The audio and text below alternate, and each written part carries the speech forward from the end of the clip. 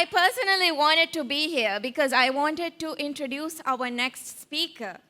She's someone that I have personally known and had the privilege of learning from. And she has been one of the biggest source of my inspiration in my own growth journey as well. And her passion from learning and development is something that genuinely reflects in the way she inspires and empowers others. With over a decade of experience as a service and leadership trainer, she has worked across hospitality and corporate sectors, helping individuals and teams elevate their performance through continuous learning and exceptional service. Having stepped into leadership at a young age, she brings both personal and professional insights into understanding how working with Gen Z, me, works. Please welcome on stage the amazing, my favorite, Maeesha Asif.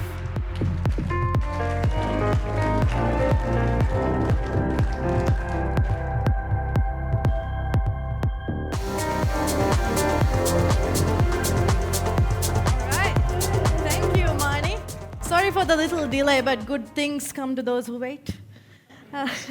Mani gave that introduction, and I didn't know what she was going to say, actually. So before I came in, after the break, she told me, wait for your introduction. You'll be excited. Thank you, Mani, for the wonderful introduction. So we have a lot of diverse people here in this room today. So before we begin, let's see what kind of generations we have in this audience right now. So I'm going to play some sounds, and if you recognize these certain sounds, shout out what this sound is. If you recognize that sound, you might be part of that generation. Ready for the first one? Yes. All right, let's hear it. I hope you can hear this. Typewriter. And what does that belong to? Oh, you can't hear? Baby boomers, right? They grew up in a generation where you can actually hear what working sounds like. Anyone here, baby boomers? Probably not. You all look very young. Okay. Next up, we have another sound here.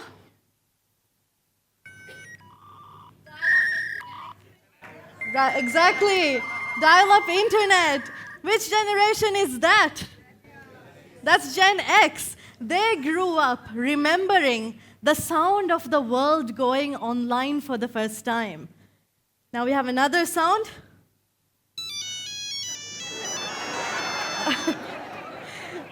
Yeah, almost everyone's familiar with it. What is that sound? What was that specifically? Nokia, or as Maldivians call it, Battifon. Yeah, and that would be millennials. They remember a time when connection was becoming more constant.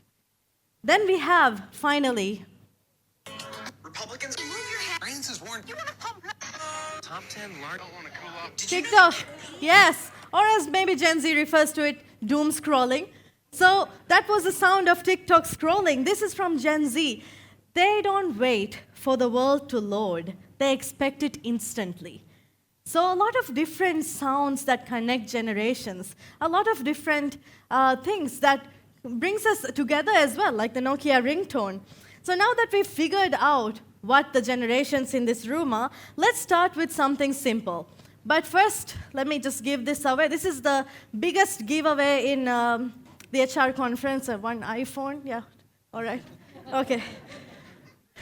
All right, so now that we've figured it out, let's meet this Gen Z community. But before that, can we promise to be very, very honest? Yes? Okay. I'm going to ask you a question, and raise your hand if you have ever thought or felt like this. So those who are not part of Gen Z, raise your hand if you have heard or thought, Gen Z simply does not want to work as hard as we did. Yeah? Whoa, lots of hands going up. All right, don't worry, I'm not judging. Okay? Now, keep your hands raised if you believe that Gen Z expects too much too soon. Okay? All right, now I hope I can change that mindset a little bit before I get off the stage. Now, Gen Z, it's your time to participate, okay? Raise your hands, and the others, you can also participate. You can keep your hands raised. If you've ever felt burnt out, unheard by leaders, or stuck in a system that didn't evolve with you. There we go. Take a look around. That's not a generational gap.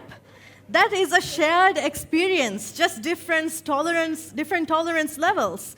So what if the problem is not Gen Z? What if Gen Z is simply the first ever generation that refuses to tolerate what everyone else normalized? Yeah. My name is Maeesha Asif, and I was born in 1998. So as much as my 21-year-old sister would like to say I'm not part of Gen Z because she's younger, and as many gray hairs I have right now, I am still a member of the Gen Z community. All right, so now that you've met me, let's meet this Gen Z we're all talking about. So Gen Z was born from 1997 to 2012. Some people do call them Zoomers as well. The oldest would be turning 29 this year, and the youngest would be turning 14 this year. So Gen Z actually makes up 27% of the global workforce right now. This means that companies HR cannot choose to ignore this rising workforce, and we need to adapt to their mindsets, their strategies, their ways of working as well. The things that we've been doing for the last decade or so may not work in the future of work by 2030 that we're talking about. Now, if you look at these statistics, which were actually released on March 26th this year, couple of weeks ago, so very recent statistics, 92% of Gen Zs want an open discussion about mental health. So this is becoming more and more of a priority right now as an integral part of the job. It's no longer something that's nice to have or a perk. It's something that Gen Z expects out of you now. And not just on World Mental Health Day, all the time. 55% of recruiters believe that Gen Zers lack work ethic. And I saw when the hands raised up that a lot of you agreed with this. But I think this reveals a real problem and a misunderstanding as well. But part of the problem is work ethic means different things to different people. Long time ago, when people went to war, that was work for them. That meant something entirely different. But the way we perceive work now is completely different too. It's just a matter of, it's not a lack of effort, but just a new way of working for younger generations. 76% of Gen Zs believe that work-life balance is more important than pay. We want something where we can be focused on our well-being and flexibility as well. And we've been prioritizing that for a long time as well. So anyone who wants to retain your young talent, these are things that we should now be focusing on. 75% of Gen Zs are actively using AI tools now. And this is a great thing, but there's also a problem somewhere in here. So when they use AI tools, I had a conversation with Nagit a couple of months back. Is Nagit here? Yeah, so he's an AI expert, and he was asking me, Maeesha, how much do you use AI? And I was very embarrassed, as Nagit's an expert. So I said, maybe I'm not utilizing it as much as I should. And he tells me, when I want to learn a new skill, I give AI a prompt, and I actually get a good set of information on that skill, and I'm actually learning from AI. And I can see that Gen Z has started doing this now. When they want to learn a new skill, they don't wait for someone else to come and upskill them. They take control in upskilling themselves. So this is a wonderful thing happening, but there's also a gap in L&D here. We also need to recognize this, that they are taking charge. And we need to provide interactive, immersive trainings and continuous learning programs in our organizations now. And lastly, 86% of Gen Z workers consider a sense of purpose to be very important. Now, Gen Z looks at it a little different.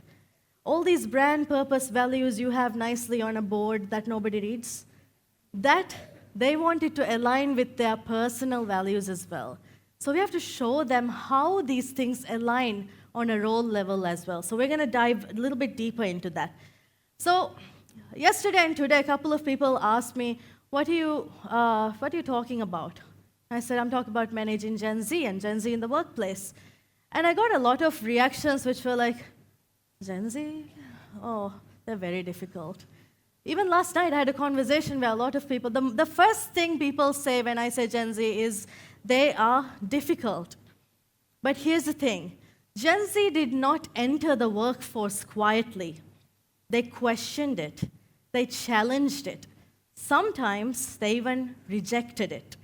And we call them difficult. But let's be honest, we are measuring them with a system that is outdated. They are digital-first thinkers.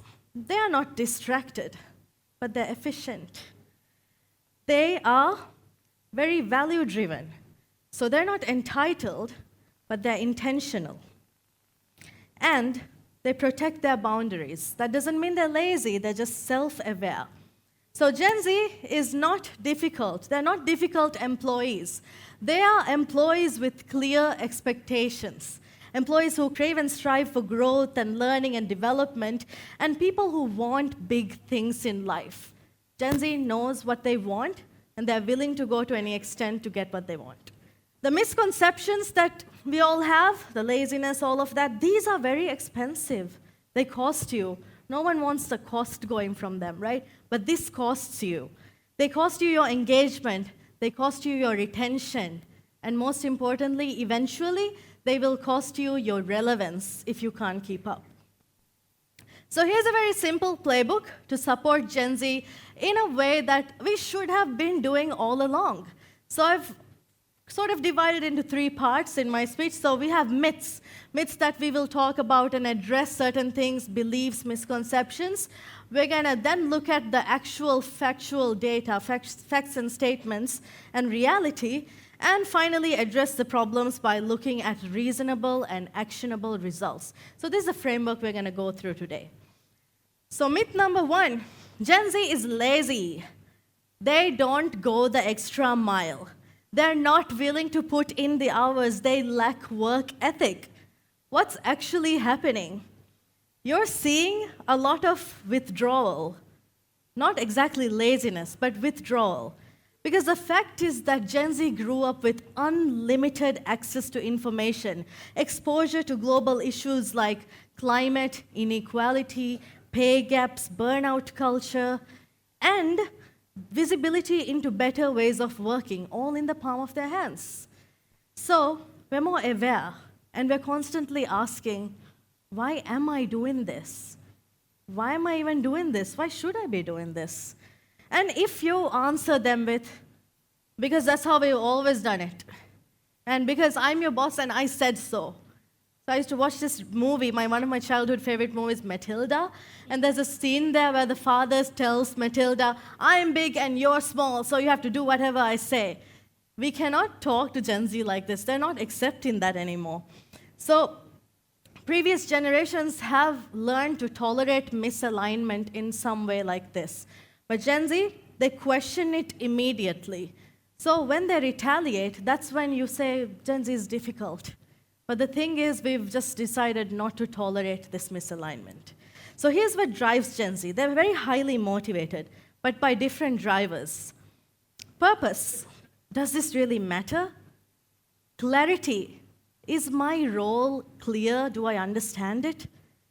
Impact. Can I see results? Growth. Am I progressing?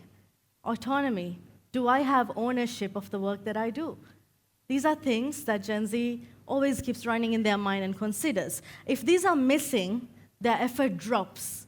And if these are present, then performance peaks. So here's a solution. Make it make sense. You'll hear Gen Z say this a lot. They'll throw this around in casual conversations, but you don't realize how powerful this statement is. How many times have you texted somebody or said in a conversation, make it make sense? Gen Z, can I see a raise of hands? Look at that, there's so many. Make it make sense has become a common saying. But if you were to ask me to sum up Gen Z's expectations in one line, it's exactly this.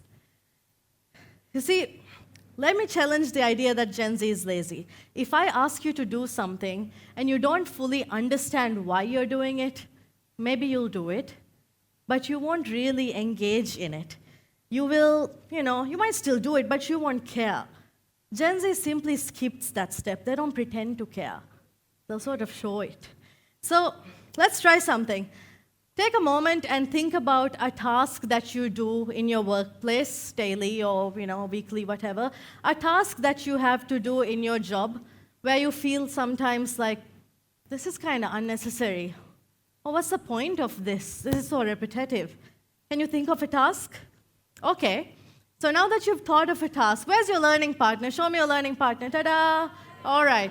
So the learning partner to your right for the next 2 minutes is a 21-year-old employee, okay?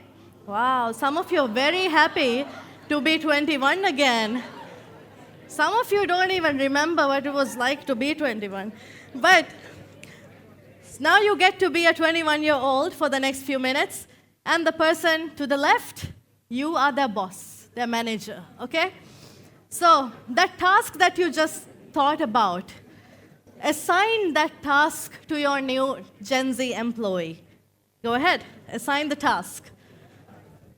So now that okay, done? All right, so now that you've assigned the task to them, that 21-year-old sitting next to you, did you ask them why? Yeah, you asked them why. So there's a question we have, why, in your head when you are given tasks like that. Now imagine in actual real life assigning that same task to a 20-year-old employee who's entering the workforce for the first time. And imagine how they would feel. The work that I'm doing is so pointless. They disengage. And what do you do when they disengage? You say, that new girl is really lazy. Right? But you understand now how it feels to hear that from someone else's perspective as well. So we need to connect work to a bigger purpose. We need to make it explicit, by the way, not just assume that they understand what the brand's purpose is.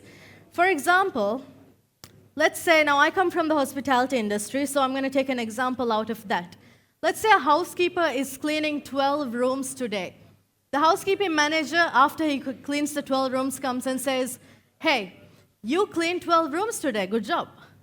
That's nice, good recognition, right? But what if you connect it to your brand's purpose?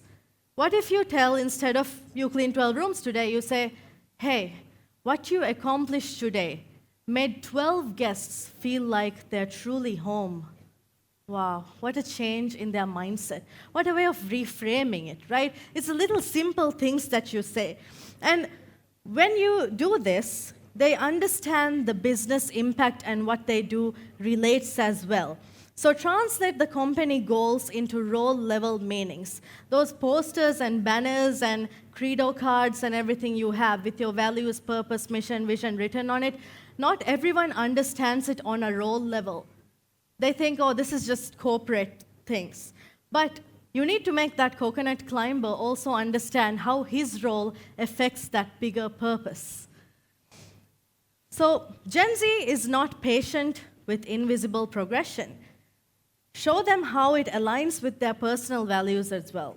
And show them that growth is not a one-size-fits-all model. Show them that you're willing to listen to them, understand them, and even involve them in decision-making as well. You know how many times I've sat at a table surrounded by maybe 40 plus to 50-year-olds, and they'll all say, let's focus on Gen Z. I'm not part of that conversation, I'm just there. But I'm the only Gen Z at the table.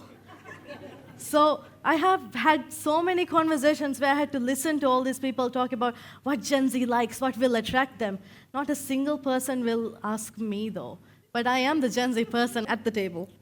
So let them understand that every effort they put into their work is a big contributor to the big picture, and make it make sense for them. Because if your workplace doesn't make sense, you don't have a lazy workforce, you just have a disconnected one. Let's take a look at myth number 2. They are job hoppers. Yeah, who agrees with this? Gen Z job hops more than other generations? All right, yeah, it's okay, you can raise your hands. So, my father actually always used to tell me this, don't be a rolling stone. So, stick to one place. You know, that generation, we've seen now even people who have been in the same place for 10 years, 20 years, and that's very normal, and that's great. They're growing with the company as well. But Gen Z more likely will probably switch in 2 years or 5 years or something like that. This shows up as they don't stay enough to learn, they are non-committal, and they're always looking for another opportunity.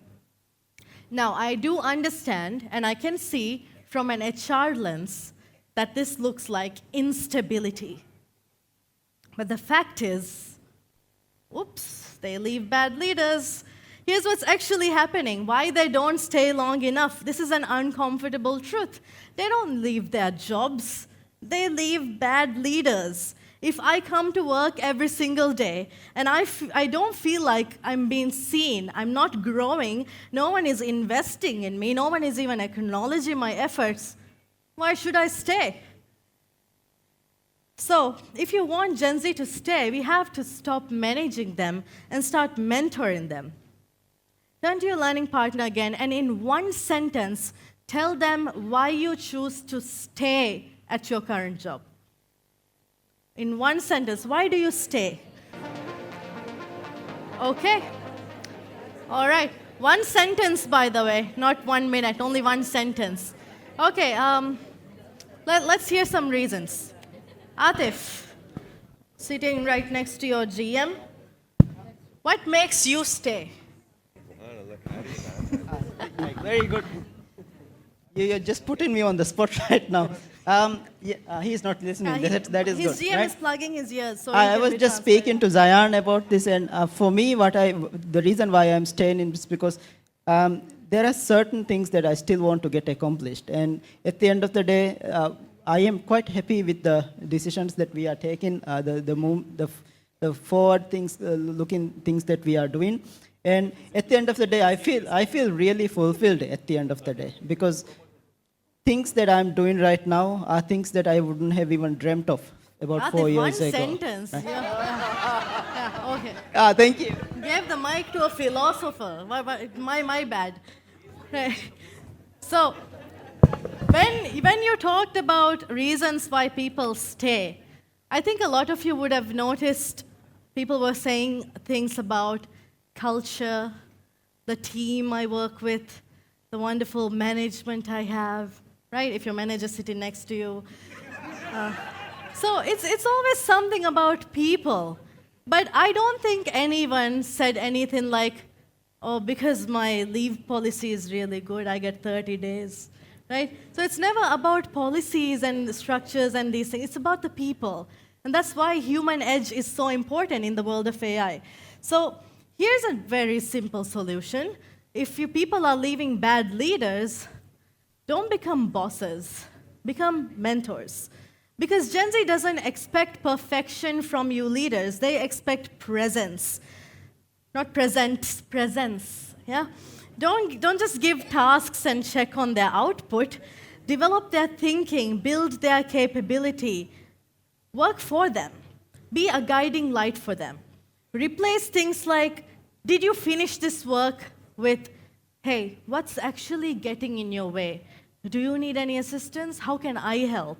I've been very fortunate to have worked with people like Afif and Ahmad who do ask questions like that. So ask more questions than you give instructions. And I was very, very fortunate to have actually started my resort career 7 years ago with Afif as my mentor, and I stuck around with him. And he's the reason why I'm here on this stage today, so thank you, Afif. That continuous feedback and recognition, valuable insights, that's what keeps Gen Z around now. And Gen Z, like I said, grew up with devices in our hands in which we get instant gratification, all these notifications, recognition, feedback. As quick as that is, we also do get punished very quickly for doing something bad. We've all heard about cancel culture, right? That happens in the workplace too. So when our managers tell us that they will give us feedback at the end of the year for the annual appraisal or annual review, or when they tell us, hey, I need to talk to you, by the way, and then don't talk to you until the next week, I can guarantee you they're thinking about that specific thing for that entire week until the talk actually happens. We're ridden with some sort of stress and anxiety and this unsettling feeling that something has gone wrong. So have open communication. That needs to be a very big priority right now. Because if you only hear from your manager when something goes wrong, that's not leadership, that's damage control.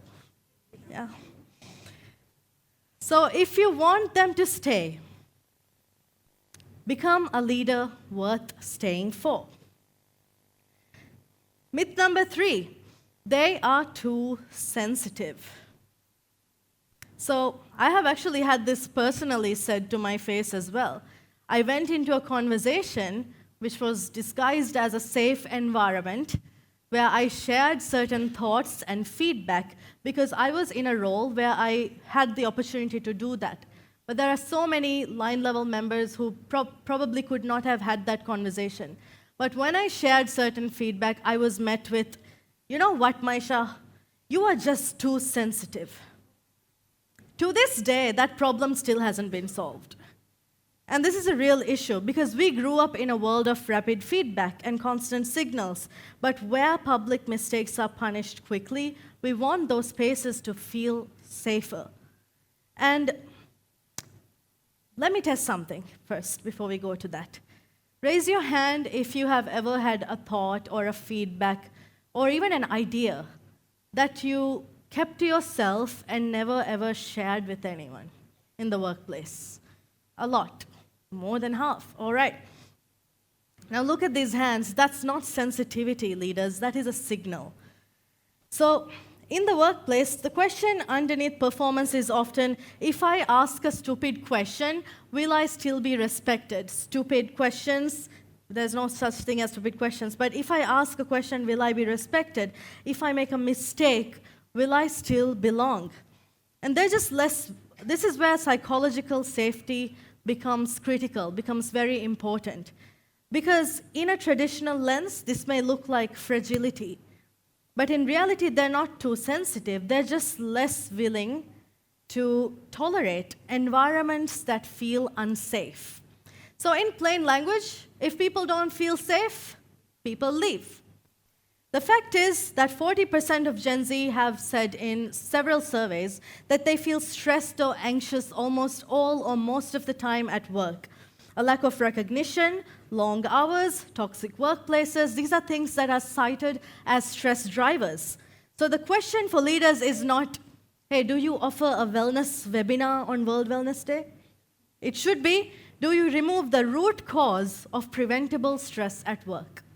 And that is something we really need to focus on in HR. Now, I want you to reflect in the last 30 days to yourself. Have I felt mentally exhausted in the last 30 days?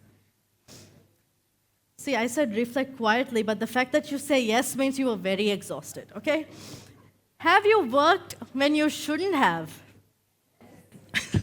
Have you ignored your own limits? You see how you feel, you sort of went to a little bit of a dark place where you're dealing with all these negative emotions, right? Do you want to feel those emotions every day? No?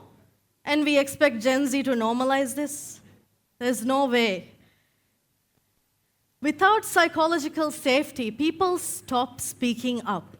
When I spoke up once to a leader, they said, you know, Maeesha, no one else ever brought this to my table.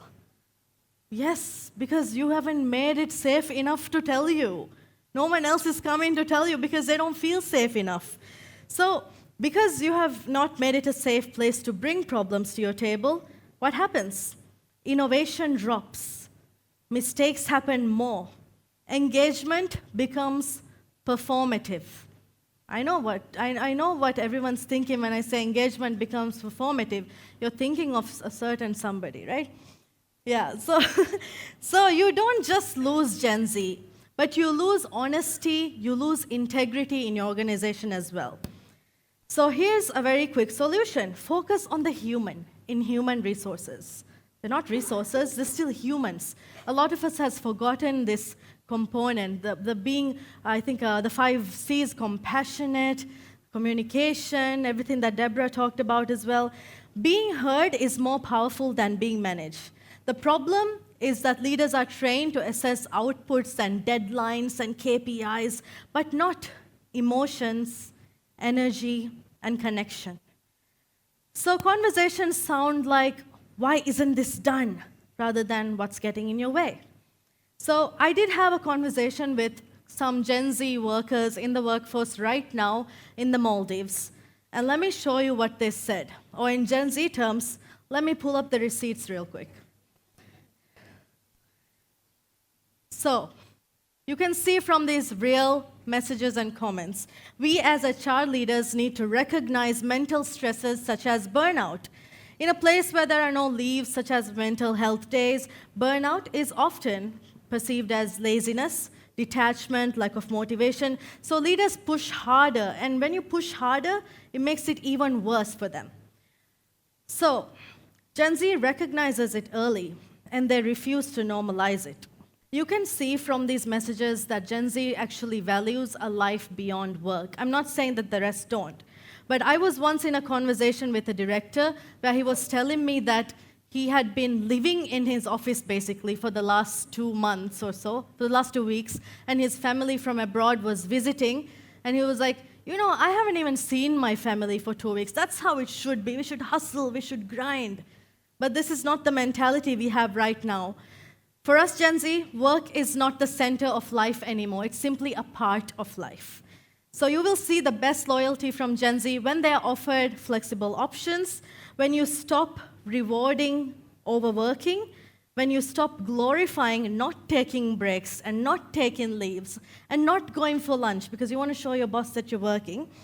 And especially with the rise of AI and other smart tools, maybe, what if the work that Gen X has gotten used to doing in 8 hours, Gen Z probably figured out a way to use AI to do that same work within 1 hour or less.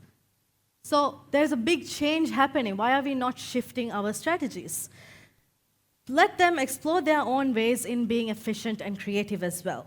Because psychological safety is not created by policies. It's created in how leaders show up for you every single day.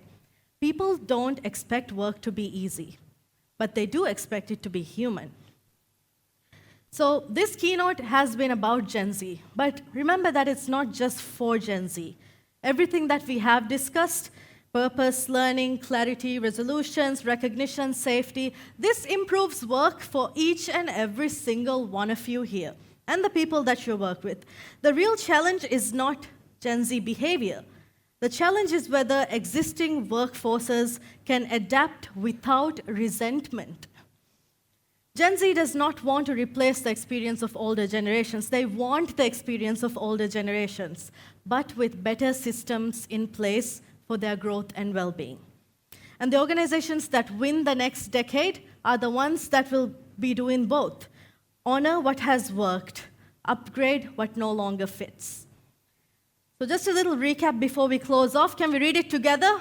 Make it make sense. Not bosses, mentors. Focus on the human in human resources. And always remember, most importantly, don't stop saying Gen Z is difficult. They are an upgrade to your company. Let's reframe our mindset like that. So let's reflect, and I want to close with 3 questions that you can take back to your organizations starting tomorrow. Where is progress invisible for young employees in my team? Where do our leaders need help to coach, not just manage? And what is one thing I need personally to unlearn to lead Gen Z better? Because the organizations that win tomorrow are the ones that are willing to evolve today. Thank you, everyone. Thank you, and I'll be happy to connect with you. My LinkedIn is right up there, and you can reach me anytime. Thank you.